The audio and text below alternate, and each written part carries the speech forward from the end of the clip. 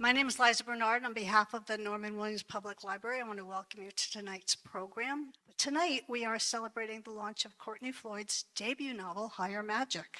And she'll be speaking with Kari Meutsch, who with her husband, Christian Prelowski, has owned the Yankee Bookshop for nearly 9 years of its almost 90-year run. They have a birthday next month.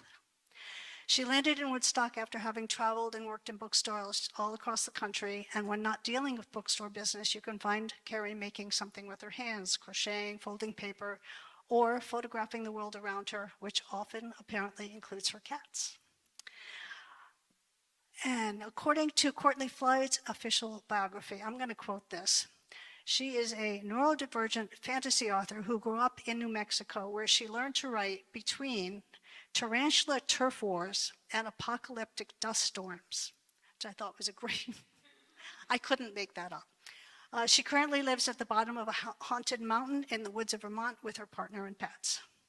Courtney earned a PhD in British literature and has had short stories published in various journals, and her audio drama, The Way We Haunt Now, is available wherever you get your podcasts. So without further ado, I'm going to turn the evening over to Courtney and Kari. Thank you, Liza. And thank you, everybody, for coming. It's exciting to have this many people here for a debut.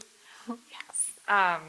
So I got to meet Courtney for real earlier this year when she started coming to my book group. I think we had both been following each other on social media for a little while before that. So it was nice to finally connect in person. And I was extra excited to find out that she had a book coming out this year. And not just any book, one that actually is something I would have just picked up and read because I was interested in it and not because I knew the author. I joked about wanting to do it for the book group, but Courtney didn't really want to have that happen. So I'm sure most of them will read it on their own anyway. But I thought maybe, because this is a debut, I know a lot of the people here already know you, but some of our local folks don't. So could you tell us a little bit about where you're from and how you got to Vermont? Absolutely. Yeah, thank you all for being here. It's so exciting to mark this moment with you, friends and new faces. It's been a journey to land in Vermont. I grew up in New Mexico. As my bio said, there were tarantula turf wars and dust storms. They continue to be. I started writing really young. New Mexico is a sort of secret hotbed for science fiction and fantasy authors. And so there was a yearly lectureship in my town that introduced me to a lot of different authors when I was a teenager. And I wanted to be an author from an early age, but decided to pursue a PhD instead. The logic was sideways and winding. So I think it's really fitting for me to have written a fantasy that's set in academia. It brings both of those pieces together, and it's very dear to my heart. And I still do work in academia as well. It's a little bit of a winding introduction. Yeah. And I believe you told me that you came to Vermont during COVID times during the Yes, yeah. You had gotten a remote job with Dartmouth, right? Yes. Yeah, and then she told me she would take any excuse to get out of where, because you were in Virginia? Yes, I did. I went to grad school in Oregon, and then my first job out of grad school was in Virginia, and I had never experienced humidity of that kind in my life before. I'm from the desert, and so I wanted to escape the humidity at any cost. And New England had always seemed very interesting to me, and it has proven it's lived up to that interestingness, the sense of community, the landscape. It's just such a lovely place to have landed. And I know you said that you started writing at a very young age. Yeah. Was it always sci-fi fantasy stuff? Or, I mean, your PhD is in British literature, so right. What have you been writing all this time? I started out writing historical fiction at a very young age, at the age of 7 or 8, I wrote my first book, which was crayons on paper stapled together, and it was sort of a ripoff of a Louisa May Alcott novel. So the 19th century has followed me throughout my life. I'm sort of a haunted Victorian author in a weird way. I didn't discover fantasy really, aside from some children's classics, until I was an undergraduate. And then I started reading things like Connie Willis's Doomsday Book, which blends history and fantasy, or science fiction, in really compelling ways, and started to see the potential and be really excited by the kinds of things I could accomplish with a fantasy blended in that I couldn't in a historical or real world setting alone. Yeah, I mean, it opens it up to so much more. Yeah, The second you add a little bit of magic. it right? does. So, as Liza said, you've been published in short form in a lot of different places. Yes. And this is your debut novel. So how did you get from short story writing to a 400 plus page book? Yeah, great question. It took a while. I started out trying to write novels and failing miserably because I hadn't sort of learned the way to sort of pull a character through that much space and time, and like how to bring the world in with her. And so I found that, ironically, by writing audio drama, which is 90% dialogue. So I wasn't actually doing any of the descriptive world building that I needed to figure out to write a novel successfully. Because in a short story, you can get away with so many things. You can be very experimental. You can show just a brief moment of someone's life. It doesn't even have to be someone's life. There doesn't have to be like a character. It could just be a vignette.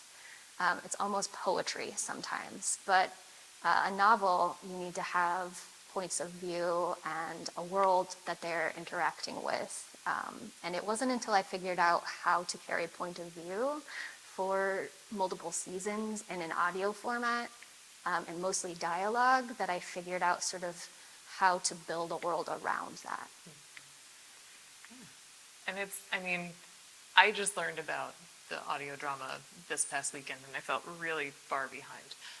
And I'm very excited to dive into it because it's described as a cozy horror. Yes, Yeah. yes. So that term didn't exist when I started writing it. I was calling it lighthearted horror. Marketing is not my strong suit. That's why I haven't either. It is fantasy. It's Eulalie Elizabeth Reed, who is a PhD student. She's teaching and having a very awful time, and she decides that what will fix her is bringing home a broken phonograph from the thrift store and fixing it up, but it is haunted by a Victorian ghost, and things get worse before they get better. But it's been called life-affirming horror. So I think cozy is a good way to describe it. Yeah, cozy is definitely more of a, I feel like that's kind of come around in the last 2 years, Yes. maybe. Yeah. And I feel like with this novel, I had a hard time thinking of it as like dark academia, because that feels too heavy for what this is. So like cozy dark academia or whimsical dark academia, I think. I've seen it described as both, and I think those are really fitting. Yeah. Do you want to give a little synopsis of Higher Magic so everyone knows? Absolutely. Yeah, so Higher Magic is the story of Dorothy Bartleby, who is a graduate student at a state university in Oregon. She was a first generation in her family to go to school, and she has incredible amounts of anxiety and imposter syndrome. She's just failed a major exam that will determine whether or not she gets to stay in the program and do her dissertation in magic. She gets one more chance, and that's where the book opens. She's sort of grappling with this is her last chance to stay and get to experience magic and a career in magic. And her exam committee springs on her that they want her to use a methodology that she's not only bad at, but has a childhood prophecy following her around, haunting her about. as she's preparing for her exam, her spell goes awry, and she realizes because of that students are disappearing at her university, but the administration doesn't believe her, so she takes it upon herself to find out what's happening and bring them back. You know, procrastination as grad students do. Anything to keep you from Yes. doing what you need to do. Yeah, I feel like, do you want to do a little reading I would love to. from it? Yeah. Okay. Nice. So I've chosen a section of chapter 3. So this is just after Bartleby gets the bad news from her advisor that she has to use this methodology that is soul-wrecking for her, and she's sort of processing that news. So, chapter 3. Nobility, greatness, intellectual excellence. It's all in the name at Sublimity University. Whether you come for our innovative, student-centered programs in the liberal arts, medicine, business, or magic, you can rest assured our fine faculty and staff will do their utmost to propel you toward, well, sublimity. Sublimity University recruitment video. The fastest route home took me through the heart of campus, a ride I usually loved, despite the constant need to bob and weave between clusters of erratically moving students. The street was lined on either side by the campus's administrative offices, large rectangles of brick that someone had attempted to class up with, Cy had used the word for them the other day, not gargoyles exactly, human heads, their stone faces frozen in various expressions. I chanced to look up at them as I coasted through a clear stretch of roadway. The hair on the back of my arms prickled, as usual, at the cold intensity of all those eyes. I'd seen them in motion once or twice, winking and jeering, smiling and hissing. Sometimes, when the wind was right, I'd heard them whispering, too. Nothing intelligible, just an unnerving susurrus encouraging me to pick up my pace. Legend, or at least my housemates, had it that the heads were carved from the subterranean stone of an oracle site. The story went that they'd been brought to campus from some ancient ruin in the 80s, and ever since then, once in a blue moon, they'd whisper with terrible intelligibility to magical passers-by. Only under the direst of circumstances, of course. Today, they were blessedly quiet. I pulled my gaze away from the heads just in time to swerve out of the way of an electric scooter. "On your left," the rider shouted, belatedly. Heart pounding, I skidded around a cluster of slow-moving students and into a pile of half-decaying leaves. My bike wobbled but stayed beneath me, and my sigh was half adrenaline and half relief as I rounded the corner. A few blocks and I'd be off campus. A few more blocks after that and I'd be home. I'd wrap myself in a blanket and drown my sorrows in bad TV and, heck, it is dogs. Sitting up, I dropped my hands from the handlebars and looked at my watch. 10:20 a.m. Cy and Daria would still be home. I wasn't ready to share the gruesome details of my morning or my exam. Cy probably wouldn't notice anything was wrong, but Daria would know the second I stepped through the door, and she would make me talk about it. Everything gets smaller when we force it out of our heads and into shareable words. I could almost hear her saying it. She was usually right. This time, though, I was afraid she wasn't. If I put it into words, things might get realer, not smaller. And I didn't want my ebbing sense of possibility to be real. I wanted it to be seasonal depression, exhaustion, burnout even. Things I could recover from with a little more sun or rest or self-care. Up ahead, a small forest of Douglas firs sheltered the campus cemetery on one side of the street. Across from it, the austere buildings of the law school bristled at the dead. I winged between them, hand flicking out to switch gears.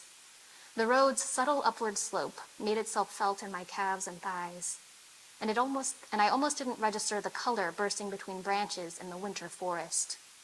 But it was impossible to miss entirely. Deep among the cemetery trees, the small, squat building known as Bentham Court, a central community space for high-achieving undergraduate necromancy students, part honors dorm and part Greek house, writhed in flames. I steered into the curb, reality going briefly topsy-turvy as I flipped over my handlebars and scraped to a stop on the asphalt. Throbbing knees didn't dent the thrall I'd fallen into at the sight. I hauled myself up, wincing as I tottered toward the display. It wasn't fire, it was flowers.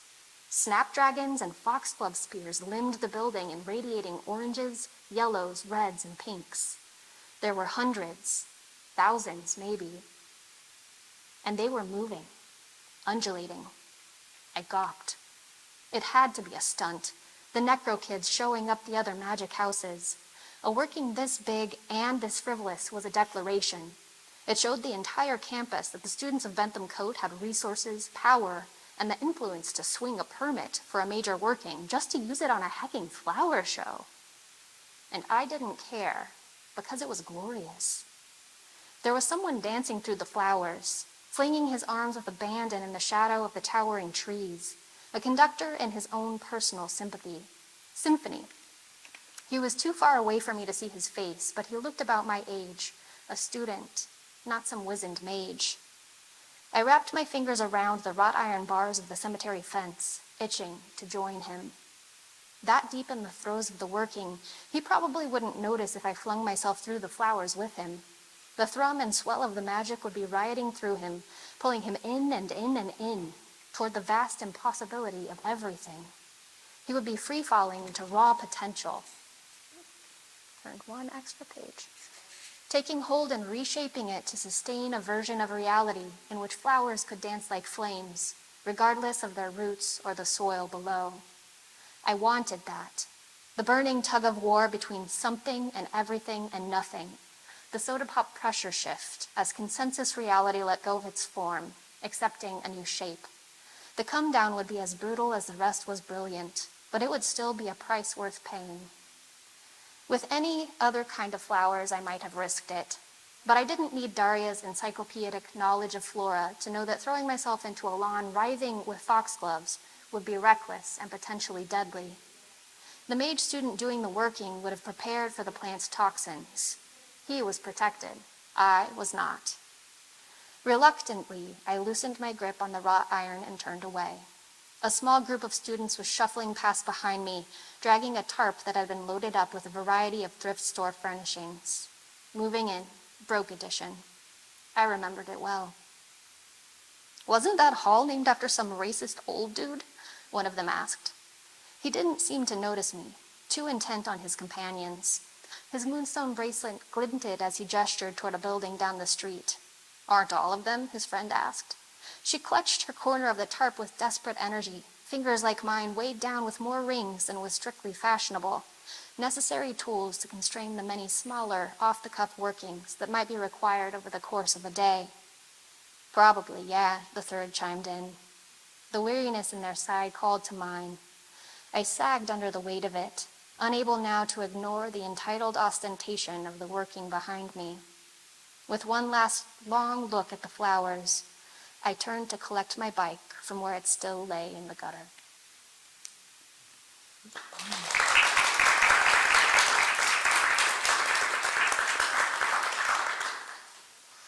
All right, so we don't want to give away spoilers, No. but a core theme of the whole book is belonging and Yes. feeling like you don't belong and trying to find your place.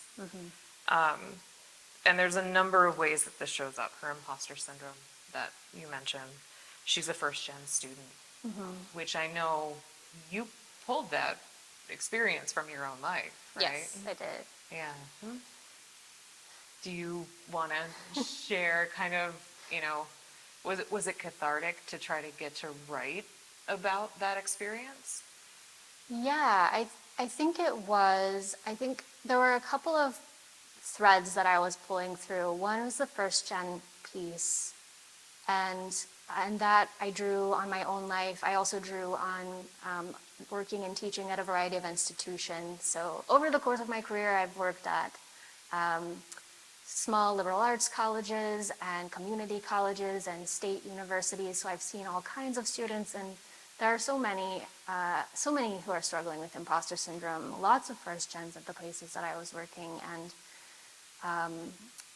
there's sort of a lot of experience there that it does show up in dark academia. I think often it makes a lot of sense to have a main character who's less familiar with an environment so that you can sort of explain things to the readers along the way. But I wanted to show a diversity of that experience and sort of see what it looks like at grad school, because we don't get to see the grad school version of that very often. I lost the other train of thought of the other thread, so I'll find it again. That's all right. I'm remembering there's a scene where Dorothy calls home, Yes. Yeah. and like I have felt that so many times because she calls home and like wants to feel that belonging, like people understand what's going on and they just have no clue. Yeah. And they care, but they don't know what to say and they don't know how to show up. And she doesn't have the energy to try to explain. Yeah. You know, it's hard. It's hard to not have that support system in your family. But Dorothy finds family Yes. over the course, well, before the novel even begins. She's got her roommates and she finds more people throughout the book. Yeah. Found family is such a wonderful topic to explore, and it's part of what makes this book so cozy. Yeah. Right? I found myself thinking a lot as I was writing about something one of the voice actors I worked with told me when I was making The Way We Haunt Now, which is my cozy horror audio drama. She's a disabled voice actor and talked a lot about the sorts of family we pull around ourselves when we are disabled or neurodivergent, and sort of the way we care for each other. And I really wanted to honor that on the page. So Dorothy is neurodivergent. She's got anxiety. She's sort of on a path toward discovering more about how she moves in the world and how her brain works throughout the novel. Her housemate, Daria, is physically disabled. There's disability sort of throughout the book. And I think found family is something that I hold very dear as a first gen who was sort of transformed by college, and there's a sort of loss that comes with that transformation as well as many, many gains, because you can't go home as the person that you were when you left. So the family that you find along the way sees maybe the more truer, up-to-date version of you than your family can recognize. They will always sort of hold on to, or often hold on to, an earlier version of you. And so that family and the care that they provide each other is something that a lot of people start to find in college, I think, but especially neurodivergent and disabled students who are fighting a hostile system often in addition to everything else. Yeah. And I lost my train of thought. Yeah, I mean, it's having moved away from home myself, I also it's been a process finding family in a new place too, right? So it's more than just a school experience. One of the things that I loved about reading this novel is I could think of so many different kinds of readers that would enjoy this book. And it's not just people who like fantasy, people who want magic in their books. You also have this background in British literature, which shines through in the character of Anne. Do you want to talk about Anne, or does that feel like a spoiler? I think I can talk about Anne, Okay. at least in the extent that Anne is brought on the back cover. So as part of her spell work preparations for her second exam, she has to demonstrate her argument in spell form. The spell that she makes is a narration construct that is grounded in a human skull. And so the result of that haywire spell is a skull who she names Anne, who spouts Jane Austen quotes and other long 19th century novels as well. There's some Dickens in there. There's some Sherlock Holmes. The Victorianists came out a little to play. Yeah. Anne is delightful. You will love her. And Anne is, she's a highlight in the novel for sure. But yeah, I don't want to give anything away. Yeah. So I don't want to talk too much more about the book itself. Okay. But I think it would be good real quick before we go into Q&A. What else Like, do you want to write more novels? Do you want to stick with the short story realm? Like, what do you think you want to do next? Yeah, that's a great question. I have so many novels that my poor agent is juggling for me right now. A lot of them involve irreverent literary allusions and ghosts, which I think are maybe becoming my two trademarks. So a lot of contemporary fantasy of this kind, but also I'm branching out into historical fantasy finally and setting some things in the 19th century, which you would think maybe would have been my logical starting place as a Victorianist, but because I know so much about that time period, I feel so much pressure to get it right that it was easier to write in a contemporary setting to start, at least emotionally for me. But I am finally branching out in that direction as well. Yeah, well, that's great. Awesome. So I think it might be a good time to open it up. Does anyone have any questions? So I had attempted to publish novels before, and so I kind of knew a little bit about the process. Prematurely had created some ideas. And so I think I drafted this and did a bunch of revisions and then started reaching out to agents in 2022. And in that process, I queried somebody who asked for a revision. I did that revision and signed with that agent who is here today, celebrating the moment with me. And then we did a lot more revision, a lot more. I think I really enjoy revision. It's become one of my superpowers. It's a lot of work. So I've got sort of a palimpsest of this book in my mind, and every once in a while use an old version of a character's name or a detail that has since been carved away. And then we started sending it out to publishers. I think it took probably a good 6 months before I started hearing back, which is actually pretty quick these days. And then, yeah, about 18 months ago, sort of I got the phone call that changed my life. That's the journey in a nutshell. Question. I thrive as a writer when I can focus deeply on one project. And so I've had to get strategic about that now that I've started publishing things, because you'll have revisions or edits or past pages to look at. I write very quickly because I have to get the story out before it falls out of my head. I have aphantasia, which means I don't see the stories in my mind as I write. I can hear them though, and so I use like music to sort of get me in the right setting, the right mood to write. But I have to write quickly to get a first draft out, and once I have that, I can fix whatever has happened on that page. It's usually a mess. I think about like playing in the mud a little bit. It's kind of generative like that. So you get the mess out, and then you can sort of start to sculpt things from that. And that's why I do so much revision, because I have to beat my own brain. But once I'm revising, I do like to get out of my normal habitat, my little office, and go out in the world and find places where I can break out of my normal perspective to look at the work with fresh eyes. So I've gone all sorts of places, but I did come to this library while I was doing my first big round of revisions after the sale, to do some of that work, actually right where you're sitting. You know, I won't say I never will, but I like fantasy. I like magic. I especially like the magic that is sort of like this juxtaposition of the very ordinary and the extraordinary. So I think I'll keep playing in that space, but I am writing in more historical settings.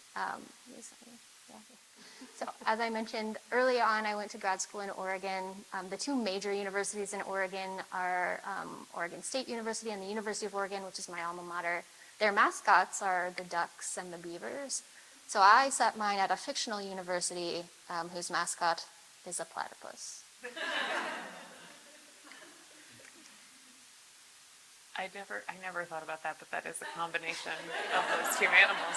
It definitely is. It's debatable whether it's in this genre, but I did sort of have A.S. by its Possession at the back of my mind, which is a classic. It's not more recent. I read very widely. I think some of my favorites were H.G. Perry has one that's called The Unlikely Escape of Uriah Heep, and it is set at an Australian university where a Dickens character comes to life and wreaks havoc.